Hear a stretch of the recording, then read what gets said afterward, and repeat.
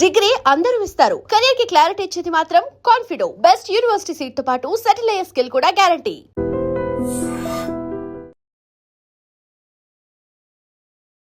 నమస్తే రమగారు. నమస్తే జయ. రమగారు, మనం రకరకాల దేవతలు, దేవుళ్ళు ఇలాంటి స్టోరీలు చాలా వింటాం, స్థల పురాణాలు చెప్పుకుంటాం కదా. అట్లా ఏదైనా ఒక అమ్మవారి కథ చెప్పండి అండి. పూర్వం అట, మరి ఎక్కువ పూర్వం కాదు, కొంచెం పూర్వం, 180 ఏళ్ల క్రితం, 80-100 అంతే. 19వ దశకం ప్రారంభ దశలో అన్నమాట. ఒక ఆయన భట్టాచార్య ఆయన పేరు. ఈయన జ్యోతిష్యము, వాస్తు అలాంటివి క్షుణ్ణంగా చదువుకున్నాడు. కొంత ఉపాసన కూడా ఉంది. ఎక్కడైనా ఒక ఎనర్జీ ఉంటే అది ఆయనకి తెలుస్తుంది. మనం ముందు కూడా కొంతమందిని అట్లాంటి వాళ్ళని చూసేవాళ్ళం. ఇటీవల కాస్త తక్కువ ఉన్నారు, వాళ్ళు నిజం చెప్తారో ఏదైనా వేషం వేస్తారో తెలియదు మనకి. కానీ ఈ భట్టాచార్య గారు కొంత మితభాషి, అవసరమైన విషయం తప్పిస్తే మాట్లాడేవాడు కాదు. ఈ 19వ దశకం ప్రారంభ దశలో రేర్గా రైళ్ళు ఉన్నాయి, కానీ ఎక్కడికి వెళ్ళాలన్నా కాలినడకన వెళ్ళాలి. ఏవో ఎడ్ల బళ్ళో ఏవో ఆ ప్రాంతం నుంచి ఈ ప్రాంతంకి వెళ్తుంటే ఒంటెద్దు బళ్ళని, గుర్రబళ్ళని ఉండేవి. అవి కట్టించుకోవడం సొంతంగా అంటే ఏదో ధనవంతులకి కుదిరేది. మామూలు పాఠక జనము, మా బ్రాహ్మలు వీళ్ళంతా కూడా సంచారంగా ఇక్కడి నుంచి అక్కడికి తిరుగుతూ ఉండేవాళ్ళు. అయితే ఆయన ప్రయాణం ఎక్కడికి, మన ఏమంటారు దాన్ని, పూరీ వైపుకి ప్రయాణం చేస్తున్నాడు. పూరీ వెళ్ళాలని. ఆదిశంకర్లు ఎట్లా భారతదేశాన్ని చుట్టారో అట్లా ముందు పూరీ చూసి తర్వాత రామేశ్వరం వెళ్దామనుకున్నాడు. ఆయనకు ఒక 40 సంవత్సరాలు, 45 ఏళ్ళు అలా ఉంటాయి. సంసారం లేదు, ఉన్నది ఆయన వెంట పెట్టుకుని తిరగడనమాట. ఒక సంవత్సరం పాటు ఇట్లా దేశం అంతా తిరిగి వస్తానని ఇంటి దగ్గర చెప్పి కావలసిన ఏర్పాట్లు చేసి దేశం మీద పడ్డాడు ఆయన. ఈ పూరీ వెళ్ళాలంటే ఇంత ఇంచుమించుగా విజయనగరము అవన్నీ దాటి వెళ్ళొద్దు. మనం ఒరిస్సా వెళ్ళాలంటే విజయనగరము, మధ్యలో పలాస, ఈ ఊళ్ళన్నీ వెళ్ళాలి. ఈ విజయనగరానికి కొద్దిగా యువతల ఇంకా తెలుగు బాగా క్షుణ్ణంగా మాట్లాడుతున్న ప్రాంతమే ఒరిస్సా, ఒరియా యాస రాల. ఈ ప్రాంతాల్లో ఒక ఊర్లో ఆయన ఆగాడు. మామూలుగా ప్రయాణాల్లో ఏం చేసేవాళ్ళు, ఇదంతా నడుస్తూ రాత్రిపూట చీకటి పడేసరికల్లా ఏదో ఒక ఊరు చేరేవాళ్ళు. ఆ కాలంలో ఏంటంటే బ్రాహ్మలైతే బ్రాహ్మణ కుటుంబాలే ఎవరో ఒకళ్ళు రాత్రికి ఒక ముద్ద పెట్టి వాళ్ళకి పడుకోవటానికి ఆసరా చూపించేవాళ్ళు ఈ నడిచెళ్ళే వాళ్ళకి. సత్రాలు, ధర్మసత్రాలు అవి దాటిపోయినాయి. జమీందారులు ఉన్న వాళ్ళు కట్టినవి 1-2 ఉండేవి. రాజులు పోయారుగా 19వ దశకం నాటికి.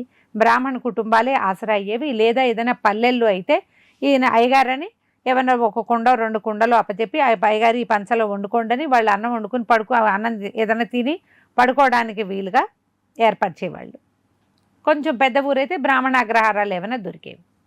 ఈయన ఒక సుమారైన ఊర్లో ఆగారు.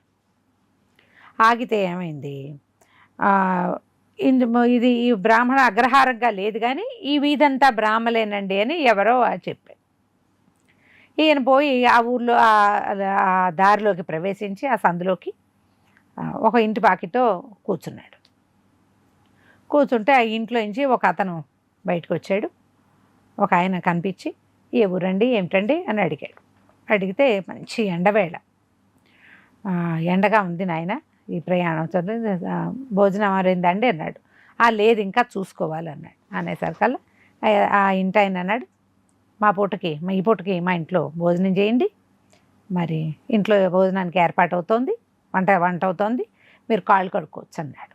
కాళ్ళు కడుక్కోవచ్చు. ఈయన అన్నాడు, నేను వచ్చేటప్పుడు పొద్దున్నే ఉదయం స్నానం అది చేసి వచ్చా కాబట్టి స్నానం కావాలంటే స్నానం చేయండి, లేకపోతే కాళ్ళు కడుక్కున్నట్టు కాళ్ళు కడుక్కుంటానని వెనకాల బావి వైపుకి వెళ్ళాడు. సరే, కాళ్ళు కడుక్కున్నాడు. ఏం గోత్రం అండి, ఏం ఊరండి, ఎక్కడికి బయలుదేరి మాట్లాడుతున్నారు. ఇది బావిలో చేదేసి నీళ్లు తోడుతూ ఉంటే ఆఖరి చేత వేసాడు ఈయన. పైకి లాగేసరికల్లా ఆ తాడు సర్రని కోసుకుపోయింది వేలికి. కోసుకుపోవటం ఏమిటి, ఒక బొట్టు, నెత్తురు బొట్టు టక్కిన కింద పడింది బావిగట్టు మీద.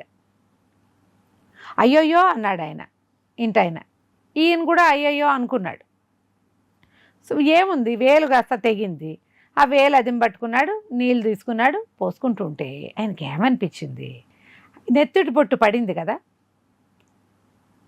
దాన్ని ఎవరో తీసి నాలికి రాసుకున్నారనిపించింది.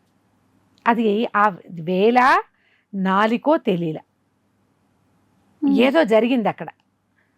ఆ నెత్తుటి బొట్టు పడిన తర్వాత ఇంకేం లేదు, మామూలుగానే ఉంది. భోజనం చేశారు. భోజనం అయిన తర్వాత పంచలో వాకిలి వైపుకి ఈయన కాస్త భుక్తాయాస భోజనం ఎక్కువైంది. ఆ పూట ముందు రోజో వాళ్ళ ఇంట్లో ఏదో విశేషం కూడా ఉంది. సరే లడ్డూలు అవి చేశారు, అవి కూడా వడ్డిచ్చారు, తిన్నారు. అది పడుకుంటే ఆయనకి ఆ ఇంట్లో కళ్ళు మూసుకోగానే ఒక గజ్జల చప్పుడు ఎట్లాంటిదంటే గల్లు గల్లు కాదు గల్ అంటోంది. అది ఎట్లా ఉంది, బలమైన అడుగు పడుతున్న శబ్దం. కళ్ళు మూసుకోగానే గల్లు వినపడింది. ఏదో ఎనర్జీ ఉంది ఇంట్లో అనుకున్నాడు. బాగా నడిచి వచ్చాడు, ఎండవేళ కదా, మాగన్నుగా కునుకు పెట్టింది. ఆయనకి ఎట్లా కనపడుతోంది, నీలంగా ఉన్న పాదం, దాని గజ్జలు, పాంజేబులు అవి కూడా ఉన్నాయి, కానీ బరువైన పాదం. అది స్త్రీ పాదమే, కానీ దాని చేతిలో ఏవో ఆయుధాలు ఉన్నాయి. ఊరికే ఆడవాళ్ళ నాజూకు నడక వేరు, బరువు మోస్తున్న ఆడవాళ్ళ నడక వేరు. వాళ్ళ చేతిలో ఏదో ఆయుధం ఉంది. మళ్ళీ కళ్ళు తెరి చూశాడు, ఏం లేదు. లేచాడు. సాయంకాలం అయింది. వాళ్ళు ఏమన్నారు, ఇంత ఎండల్లో ఉండండి, ఏం వెళ్తారు, ఈ పూటకి రాత్రికి విశ్రమించండి, రేపు తెల్లవారుజామునే 4 గంటలకల్లా బయలుదేరితే మీరు ఇక్కడి నుంచి ఒక 11 గంటలు 12 గంటల లోపల మీకు ఇంకో ఊరు లభిస్తుంది, ఇంకో ఊరుగా కనపడుతుంది, ఆ ఊళ్ళో పడుకోవచ్చు, ఆ ఊళ్ళో భోజనం చేయొచ్చు, మధ్యాహ్నం విశ్రాంతి తీసుకుంటే ఒకవేళ కుదిరితే ఇప్పుడు అలసిపోకుండా ఉంటే 3:30-4 గంటలకు మళ్ళీ బయలుదేరారు అనుకోండి, బాగా చీకటి పడే వాళ్ళకి ఇంకో ఊరు చేరిపోతారు, ఇవాళ మా ఇంట్లో ఉండండి మా ఇంట్లో ఉండండి అని వాళ్ళు 4-5 సార్లు చెప్పారు. సరే ఈయనకు కూడా ఉందామనిపించింది. ఈ కనపడుతున్న ఒక అదృశ్యంగా ఏదో తెలుస్తోంది కదా, అదేమిటో చూద్దాం అనుకున్నాడు ఆయన. అనుకున్నా 3:30-4 గంటలు అయ్యేసరికి, అంటే కొంచెం పొద్దు బాటారుతూ ఉన్న సమయానికి ఇంకా చీకటి పడల, పొద్దు కదులుతోంది. ఎవరో వచ్చి వాకిట్లో కూర్చున్నారు. వీళ్ళు వాళ్ళు మాట్లాడుకున్నారు. పొద్దున్నే ఈయన చేయి తెగిందని చెప్పాడు. మధ్యాహ్నం నీళ్లు తోడుతుంటే ఈయన వేలు తెగింది, సర్రని తెగిపోయింది అని చెప్పాడు. అయ్యింది అన్నాడు ఆయన. వచ్చిన ఆయన అర్థం కాల. అలాగా అనాలి. అయ్యింది అంటున్నాడంటే జరగాల్సిందేదో జరిగిందంటున్నాడని అర్థమైంది. ఇంట ఆయన ఈ లోపల ఎవరో వాకిట్లో పాలేళ్ళు కాకేస్తే ఆయన లేచి వెళ్ళాడు. ఈ భట్టాచారి గారు వాకిట్లో వచ్చి కూర్చున్నాడుగా, ఆ ఊరు ఆయన ఒకడు, ఆయన దగ్గరికి జరిగాడు. కాదండి, నా వేలు తెగితే అయ్యింది అన్నారు, ఏమిటి ఇక్కడ అనేసరికి ఆయన అన్నాడు, ఏమిటోనండి వీడు మావాడు అని. ఇంట ఆయన, వీడు అమాయకుడు, పాపం వీడికి తెలియదండి, ఇది ఈ బ్రాహ్మణగ్రహారం, ఈ చివరి ఇల్లు, ఈ ఇంట్లో రోజు నీ నెత్తురు పడందే కుదరదండి, ఈ ఇల్లే అట్టాడిది, వీళ్ళకి గమనం లేదు, వాళ్ళు తెలుసుకోరు, నాకు తెలుసు, నేను 70 ఏళ్ళ నుంచి చూస్తున్నా అన్నాడు ఆయన. అనేసరికి అదేంటండి అని.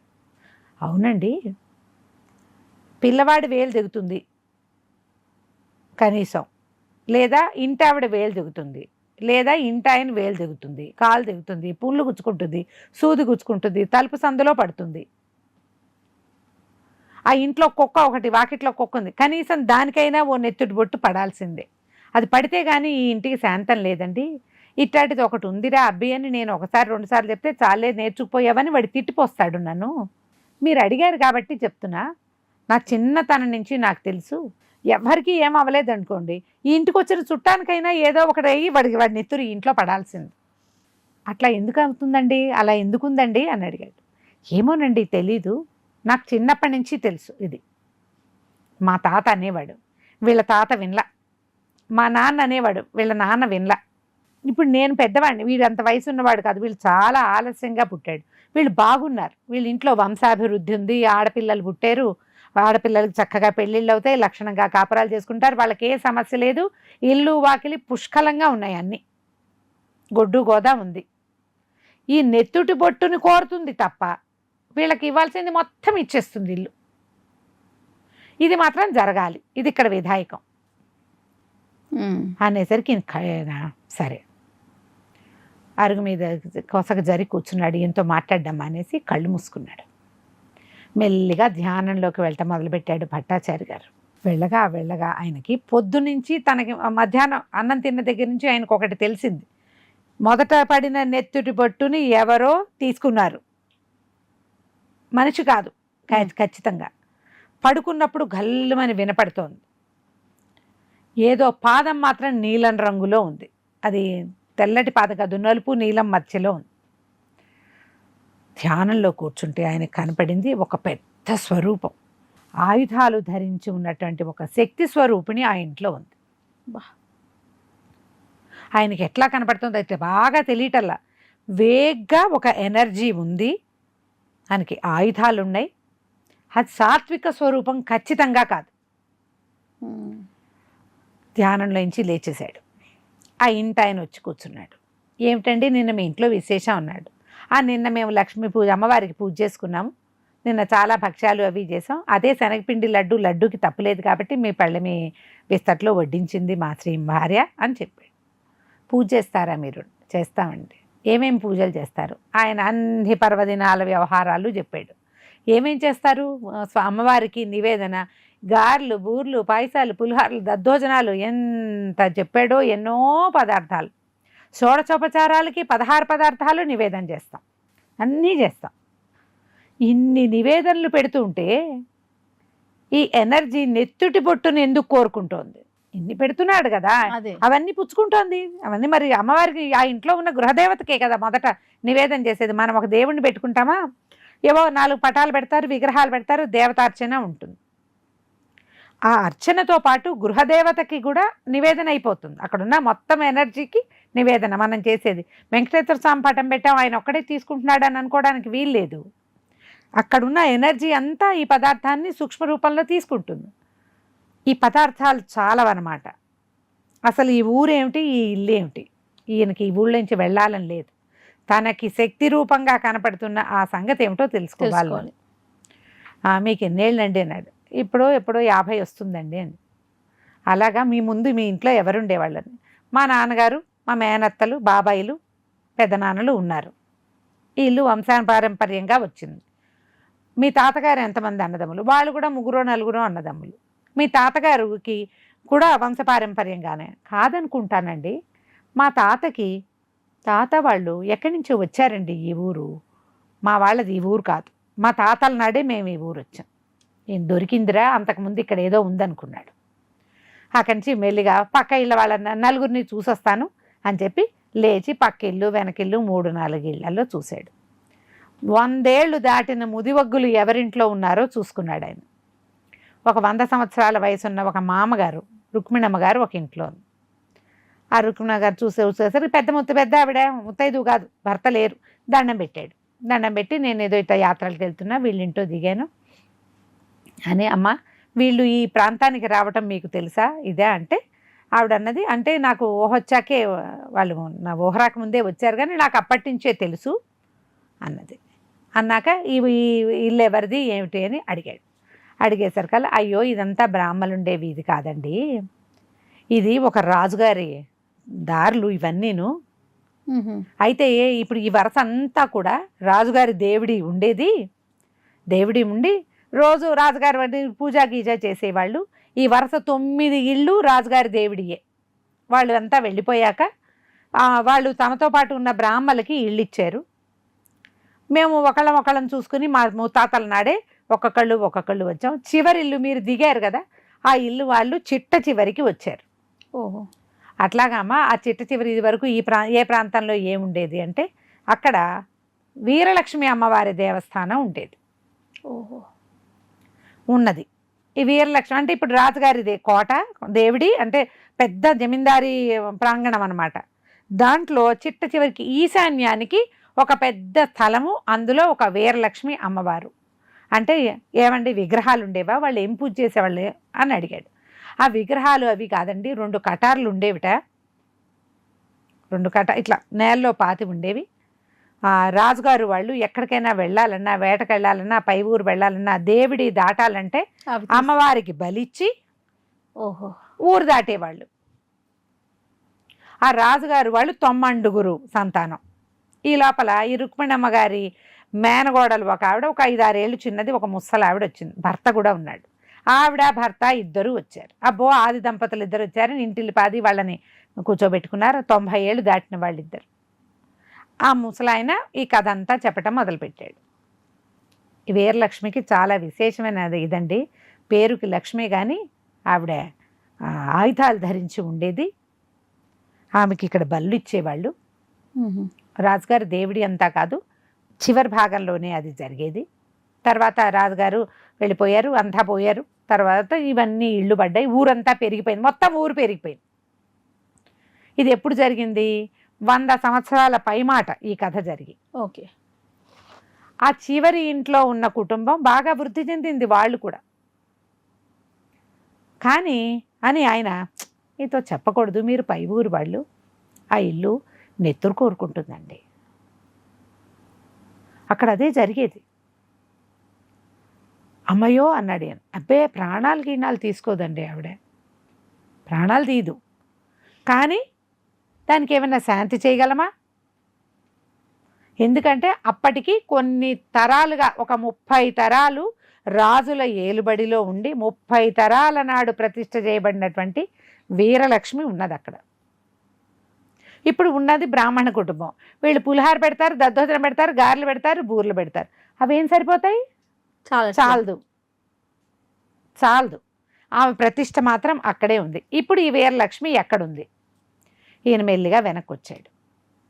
దీన్ని వీళ్ళకి చెప్పాలా వద్దా అట్లా ఆలోచిస్తున్నాడు. ఈయన మళ్ళీ ధ్యానంలో కూర్చున్నాడు. కూర్చుంటే ఈశాన్యంలో బావుంది. ఆ బావికి అటు ఇటుగానే భూమిలోకి దిగిపోయి ఉన్న 2 కటార్లు ఆయన కనపడ్డాయి. ఈయన మెల్లిగా ఇంటి ఆయన్ని పిలిచాడు. మీకు ఒక విషయం చెప్పాలి అని నిదానంగా కూర్చోబెట్టి, ఈ ఇల్లు ఎప్పుడు కట్టారు, ఎప్పుడు చేశారు, ఏం చేశారు, ఇవన్నీ కనుక్కున్నాడు. కనుక్కున్నాక ఈయన ఏం చెప్పాడు, ఇదంతా బ్రాహ్మణ, మా ఇల్లు అవతల నుంచి మామూలు మిగిలిన వాళ్ళంతా 4వ వర్ణం వాళ్ళ ఇల్లు ఉన్నాయండి.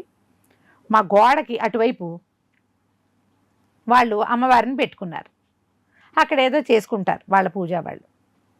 నేను బాగా ఆలోచించి మీకు ఒక మంచి మాట చెప్తానండి, ఇదేం మీకు చెడు కాదు, మీకు ఇది కాదు, ఇక్కడ జరుగుతోంది ఇది నాకు కనపడింది, నేను వీళ్ళందరినీ కనుక్కున్నాను. కాబట్టి ఒక పని చేద్దాం, ఈ గోడని నూతి దగ్గరికి జరిపేసేద్దాం, మీ ప్రహరీ గోడని. అప్పుడు వాళ్ళు చేస్తున్నారుగా పూజ, ఆ పూజ ప్రాంతంలోకి ఇది వెళ్ళిపోతుంది అనేసరికి ఈయన ఆలోచించడం మొదలుపెట్టాడు. పెద్ద ప్రాంగణం అది. బావి నుంచి కొద్దిగా 8 అడుగులు అవతలకి ఉన్నాయి కటార్లు, ఈయన కనపడుతున్నాయి. ఇటు జరిపేస్తే, బావి దగ్గరికి గోడ జరిపేస్తే ఈ 8 అడుగులు గోడ బయటకు వెళ్ళిపోతాయి. ఈ గోడ బయట మిగిలిన జాతుల వాళ్ళు ఇళ్ళు ఉన్నాయి. 1-2 రాజుల కుటుంబాలు కూడా ఆ ఊళ్ళో ఉన్నాయి. వాళ్ళెవరూ ఏం చేయరు ఇక్కడ. ఈ లోపల ఎప్పుడైతే ఈయన మాట్లాడటం మొదలుపెట్టాడు, ముందు 2 భార్యాభర్తతో మాట్లాడాడు కదా, వాళ్ళు ఇట్లా కొంతమంది వచ్చి కూర్చున్నారు.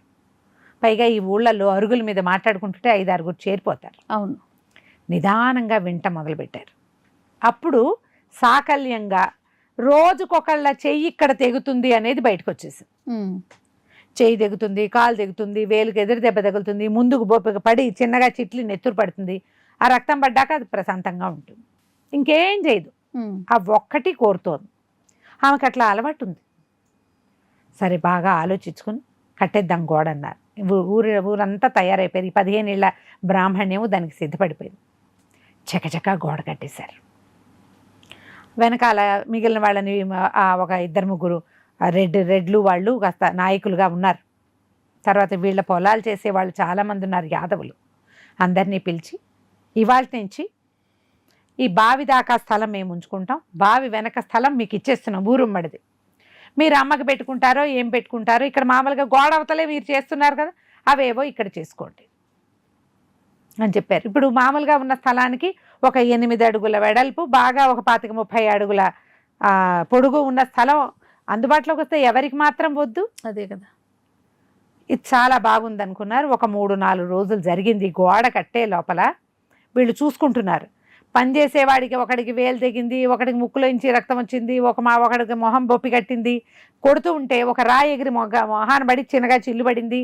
4 రోజులు ఒక్క చుక్క భూమి మీద పడుతూనే ఉంది. 5వ రోజుకి గోడ తయారైపోయిందా? ఎప్పుడైతే ఇంత స్థలం పెరిగింది కాబట్టి ఊళ్ళో వాళ్ళు అమ్మవారికి కొలుపులు చేసుకుందాం అనుకున్నారు. వాళ్ళకి అక్కడ అమ్మవారు ఎవరో ఉంది, మాచమ్మ లాంటి ఒక అమ్మవారు. మాచమ్మ అనే పేరుంది. అక్కడ ఒక వేప చెట్టు ఉంది. వీళ్ళు మామూలుగా వేప చెట్టుకి పసుపు రాసి బొట్టు పెట్టి చీర కడతారు. కట్టి అమ్మవారికి ఒక బలిస్తారు. వీళ్ళ ఇంట్లో లేదు ఆ స్థలం, వీళ్ళు కూడా గోడకి పునాదులు అవి కట్టి అక్కడ కొబ్బరికాయలు కొట్టి చేసేసారు, మొత్తం స్థలం బయటకు వచ్చేస్తుంది కదా. ఈ భట్టాచారి గారు ఏం చెప్పాడంటే, ఇంకొక 2 రోజులుండి నేను పూరి ప్రయాణాన్ని ముందుకు తీసుకెళ్తానంటే, ఆ ఊరు రాజుగారు ఒక ఆయన, మా దగ్గర సవారీ బండి ఉందండి, మీరు ఇంత ప్రయత్నం చేసి మీ బ్రాహ్మణ కుటుంబానికి ఇంత సహాయం చేశారు, సవారీ బండిలో మిమ్మల్ని నేను పూరి పంపిస్తాను, మీరు తిరిగి వచ్చేటప్పుడు మా బండి మా దగ్గర దిగవిడిచి మీరు ముందుకు వెళ్ళిపోదురు కానీ. ఇది చూడు ఎంత మంచిదే కదా, లేకపోతే ఆయన 15 రోజులైనా నడవాల్సి వచ్చేది. బండిలో ఒక మనిషి ఉంటాడు తోడు, ఒక కర్ర పట్టుకుని ఒకడు ఉంటాడు, మీకు బాగుంటుందంటే సరే ఒప్పుకున్నాడు. మర్నాడు పొద్దున గురువారం నాడు అక్కడ కొలుపులు చేయటానికి పెట్టుకున్నారు. తెల్లారింది, ఊళ్ళో అంతా రామ్డోళ్ళు అవి ఇవి మోగిస్తారు. ఇప్పుడు అమ్మవారి కొలుపులు చేసేటప్పుడు మనం చూస్తాం కదా జాతరలప్పుడు, రామ్డోళ్ళు మోగుతున్నాయి. ఒక గొర్రెని ఒక కోడిని తీసుకొచ్చారు. ఇంకా కొంతమంది బలి ఇవ్వడానికి, మరి అక్కడ పద్ధతి అది. ఎప్పుడైతే ఈ మాచమ్మ దగ్గర ఈ గొర్రెని కొట్టేసరికల్లా ఈ నెత్తురు ఎగిరి ఇట్లా ఎగిరి పడింది. జనం చూస్తూ ఉండగానే మట్టిలో ఇంచి 2 కటార్లు ఇట్లా పైకి వచ్చేసినాయి, ఒక్కసారి భూమిలో ఇంచి పైకి. ఆ గోడ నుంచి 8 అడుగులు యువతలకు ఉన్నాయి కదా, ఒక్కెత్తున వచ్చేసింది. ఇంకా వదిలిపెట్టారు స్థలం వాళ్ళు. ఈ పైకి రావటం ఏమిటి, వెంటనే ఈ రామ్డోళ్ళు మోగిన శబ్దానికి ఈ గొర్రె నెత్తురు పడేసరికల్లా ఆ 2 ఎట్లా కనపడుతున్నాయంటే, ఎంత పాతవో అప్పటికి 30 తరాల క్రితం పాతిపెట్టబడిన ఆ శక్తి అట్లా బయటకు వచ్చింది. జనం అంతా నిర్ఘాంతపోయారు.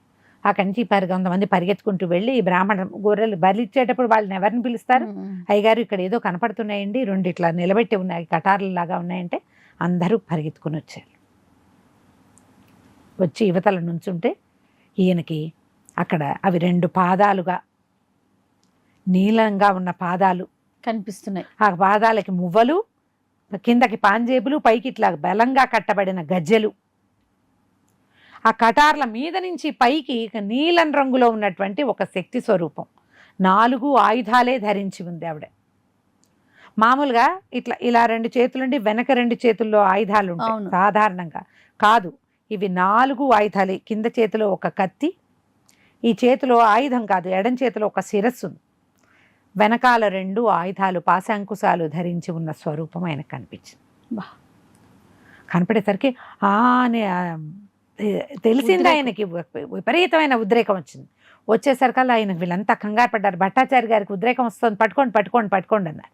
ఈ బ్రాహ్మణ సమాజం అంతా పట్టుకుంటున్నప్పుడు నేను వీరలక్ష్మిని, నన్ను ఇవాల్టికి బ్రాహ్మణుల నుంచి విడిపించి ఊర్లో కలిపారు, ఇది ఊరి దేవత ఆవిడ.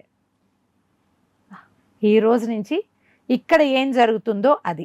దీంతో పాటుగా శుక్రవారం బ్రాహ్మణుల ఇంటి నుంచి పాయసం పులిహోర కావాలి నాకు, ఎందుకంటే మరి 100 సంవత్సరాలుగా వాళ్ళు అది అలవాటు చేశారు. అదే ఎప్పుడు పెడుతూనే ఉన్నారు. 16 నైవేద్యాలు పెట్టేవాళ్ళు, 16 పాయసం పులిహోర గారెలు మొత్తం లిస్ట్ చెప్పాడు ఆయన.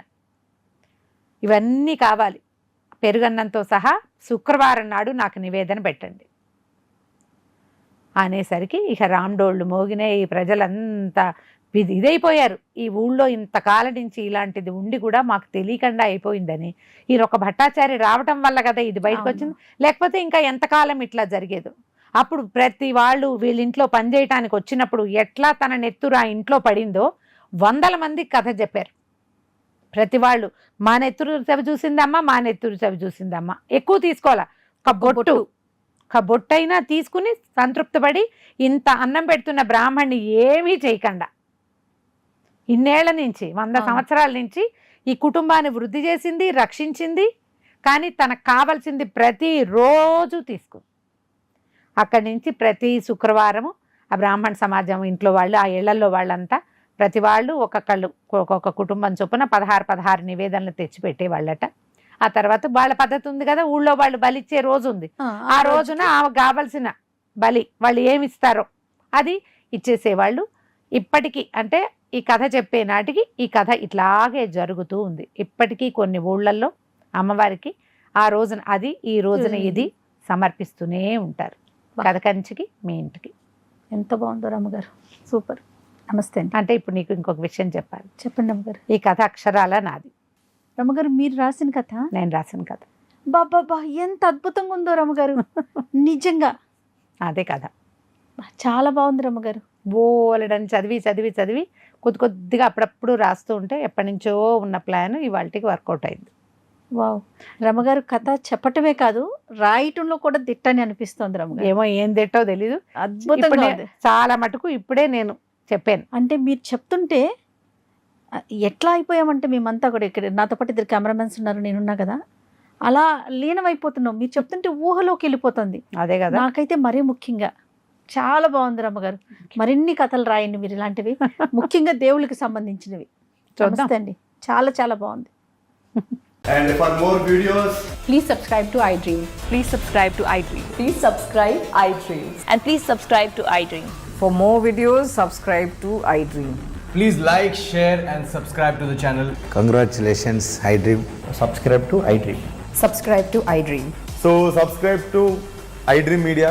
iDream की iDream team अंदर की huge congratulations. Please subscribe iDream Media. Please subscribe to iDream. Subscribe iDream. Please subscribe to iDream. iDream అంటే నా కళల ఛానల్ను సబ్స్క్రైబ్ చేసుకున్న నోరు తిరుగుతలేదు, మీరైతే గంట గుర్తు కొట్టండి. For more such videos, please subscribe to iDream. Subscribe to iDream. Please subscribe to iDream. Please subscribe iDream Media. Please do subscribe to iDream. Please subscribe to iDream Media. For best entertainment and information, please subscribe iDream. And don't forget to subscribe to iDream.